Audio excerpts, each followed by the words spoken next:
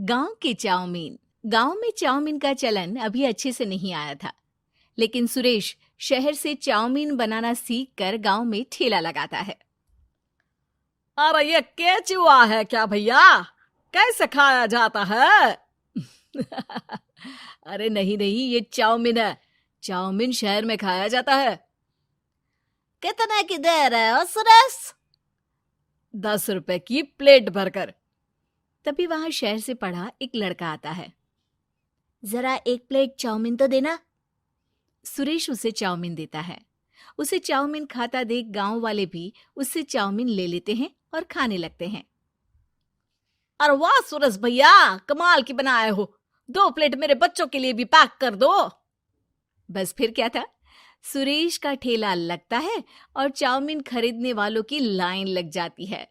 तभी वहां से गांव का साहूकार होकर गुजरता है। और ये क्या भीड़ लगी है? लगता है झगड़ा हो गया है गांव में। चलूं मैं अभी तो मजे ले लूं। अरे कहाँ है, इतनी भीड़ लगी है यहाँ? लड़ाई हो गई है क्या? अरे साहूकार साहब, ना ना ना, कोई लड़ाई ना हुई है। ये तो सुरेश की दुकान है चाउमीन की। हम लोग चाउमीन खाने आए हैं, आप भी खाइए ना। साहूकार चाउमीन खाता है और सुरेश की तरफ देखता है, जो सारे दिन के पैसे गिन रहा होता है। अरे सुरेश, क्या लागत है इस काम की? अरे साहूकार जी, आप अब आए हैं तो ये पूरे 10,000 रुपए ले जाइए, जो पिछले साल शहर जाने से पहले आपसे लिए थे ना। लागत तो क्या कहे, जो आपने दिया था उसी में सीखा भी है और दुकान भी खोल ली। अरे पैसे इतने जल्दी क्या जरूरत थी? कैसे जरूरत नहीं थी साहूकार जी, इतना मोटा ब्याज कहाँ से भरते। साहूकार को अब सुरेश की दुकान को हड़पने की लालच आ जाती है। नाना करते ये सारे दिन में 500 रुपए कमा ही लेता है।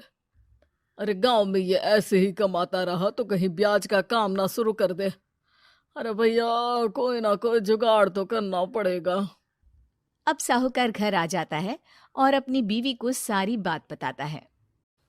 हाँ जी, ये तो मैंने भी सुना है कि सुरेश के हाथ की चाउमीन नहीं खाई तो कुछ नहीं खाया। अरे हाँ हाँ, सही ही कहते हैं। मैं अभी खा कर ही आ रहा हूँ।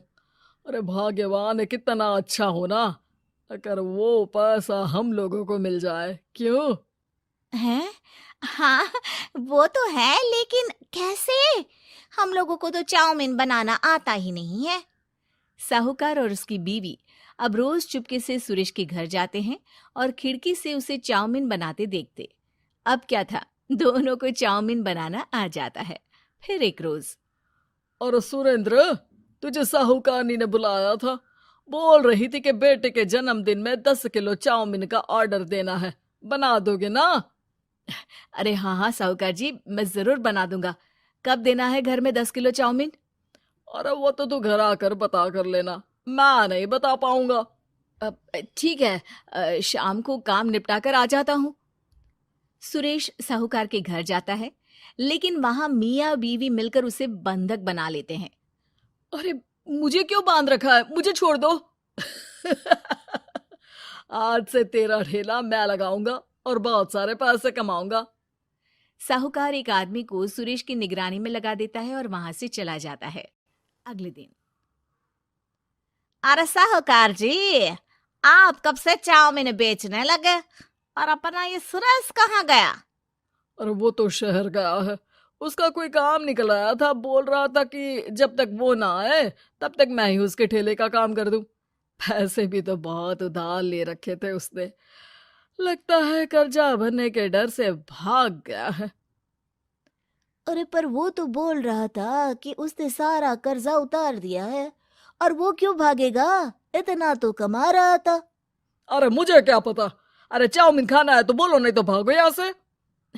अरे हाँ हाँ, दे दो दे दो। अब तो चाउमीन खाना पूरे गांव के लोगों के लिए आदत ही बन गया है। ना खाओ तो नींद ना आए। हाँ हाँ, तो लो और निकालो 50 रुपए। 50 रुपए क्यों? सुरेंद्र तो 10 रुपए में देता था। अरे वो पागल था, मैं थोड़ी ना हूँ। गांव वाले, जिनको चाउमीन की लत लग गई थी, वो करते भी क्या, दे दो और ये लो 50 रुपए। लेकिन फिर साहूकार उन लोगों को प्लेट में थोड़ी सी चाउमीन रख देता है। अरे ये क्या, पैसे 5 गुना ज्यादा और चाउमीन बस इतनी सी। अरे साहूकार साहब, भगवान से तो डरो। बस फिर क्या था, साहूकार की मन मर्जी चलने लग जाती है और गांव वाले करते भी क्या। एक रोज मुझे तो लगता है कि सुरेश को साहूकार ने मार डाला होगा, क्योंकि उसका काम इतना अच्छा चल रहा था, फिर वो क्यों जाता, और वो भी साहूकार के हवाले दुकान करके। ना बाबा ना। अगले रोज भाग्यवान, देखो तो जरा, इस सुरेश भी ना कितना पागल था। जिस काम से वो ज्यादा पैसे बना सकता था, उससे इतने कम पैसे छाप रहा था। 50 रुपए प्लेट में भी गांव वाले खूब खा रहे हैं चाउमीन। हाँ जी, और जितने में वो लोगों को 10 प्लेट खिलाता था भर भर कर हम लोग उतने में 20 प्लेट बना रहे हैं। क्यों जी? वहीं सुरेश रोज भगवान से मांगता कि बस एक बार वो किसी तरह वहां से निकलने में कामयाब हो जाए, लेकिन उसकी हर कोशिश नाकामयाब होती। फिर एक दिन अरे भाग्यवान, ऐसा कुछ करो कि चाउमीन बनाने का खर्चा आधा हो जाए, जिससे हम लोगों को और मुनाफा हो। ना जी, मुझे तो कोई तरकीब ना सूझ रही। अरे सुनो, एक काम करते हैं। चाउमीन बनाने में जो सब्जी लगती है वो मंडी में लेने तुम देर रात चली जाना। तब तक वो सारी सड़ी गली सब्जी जो दुकानदार वहीं फेंक जाते हैं, वो उठा कर ले आना फ्री में। अरे वाह जी वाह, आप तो बहुत समझदार हैं जी। बीवी वैसा ही करती है, लेकिन अब लोग चाउमीन खाते तो मुंह बनाकर। फिर एक बार अरे राम राम राम, ये पेट में दर्द काहे हो रहा है? आई, आई, आई, आई, आई। हाय रे हाय, मेरा भी पेट दर्द के मारे फटा जा रहा है। सभी को शक हो जाता है कि उन लोगों को चाउमीन खाने से ही ये बीमारी हो गई है। वहीं दूसरी तरफ जो आदमी सुरेश की निगरानी कर रहा था, वो सो रहा होता है और मौका देखकर सुरेश वहां से भाग जाता है। सुरेश गांव वालों के पास जाकर उन्हें सब कुछ बता देता है। बस अब क्या था, साहूकार के घर पुलिस पहुंच जाती है। चलो, तुमने गांव के लोगों को खराब सब्जी वाली चाउमीन खिलाकर बीमार किया और सुरेश को बंधक बनाया। तुम्हें इसीलिए हम गिरफ्तार कर रहे हैं।